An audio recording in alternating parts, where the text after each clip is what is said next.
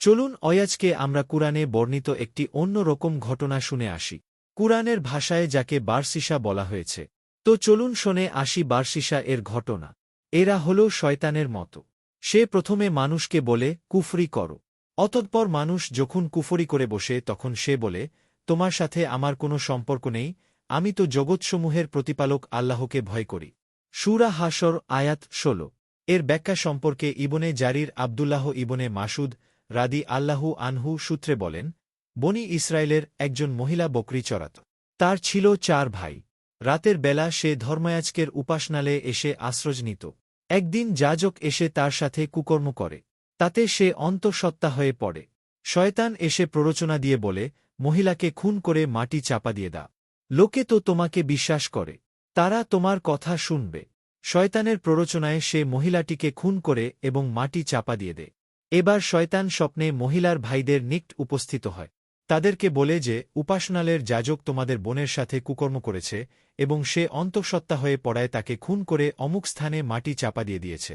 সকাল হলে ভাইদের একজন বলল, আল্লাহর কসম, গত রাতে আমি এক আশ্চর্যজনক স্বপ্ন দেখি, সেটি তোমাদেরকে বলবো কি বলবো না তা স্থির করতে পারছি না।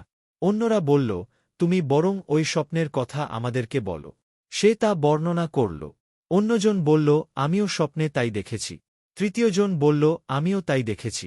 তখন তারা বলাবলি করে যে, নিশ্চয়ই এর মধ্যে কোন রহস্য আছে। তারা সবাই তাদের শাসনকর্তাকে যাজকের বিরুদ্ধে প্রতিশোধ নিতে উদ্বুদ্ধ করে। তারপর সবাই যাজকের নিকট যায় এবং তাকে উপাসনালয় থেকে নামিয়ে আনে। এ সময়ে শয়তান যাজকের নিকট উপস্থিত হয়ে বলে, আমি তোমাকে এ বিপদে ফেলেছি। আমি ছাড়া কেউ তোমাকে এখান থেকে উদ্ধার করতে পারবে না। সুতরাং তুমি আমাকে একটি সিজদাহ করো, আমি তোমাকে যে বিপদে ফেলেছি তা থেকে উদ্ধার করব। অতঃপর যাজক তাকে সিজদাহ করল। তারপর শাস্তি বিধানের জন্য যখন শাসনকর্তার নিকট তাকে নিয়ে গেল তখন শয়তান কেটে পড়ল এই বলে যে, তোমার সাথে আমার কোনো সম্পর্ক নেই, আমি তো জগৎসমূহের প্রতিপালক আল্লাহকে ভয় করি। আর তাদের পরিণতি সম্পর্কে আল্লাহ তাআলা বলেন, কাজেই তাদের উভয়ের পরিণতি হবে এই যে, তারা চিরকাল জাহান্নামে থাকবে, আর এটাই জালিমদের প্রতিফল। সূরা হাশর আয়াত ১৭। ভিডিওটি ভালো লাগলে চ্যানেলটি সাবস্ক্রাইব করে পাশে থাকুন এবং ফেসবুক পেজটি ফলো দিয়ে পাশে থাকবেন। ধন্যবাদ।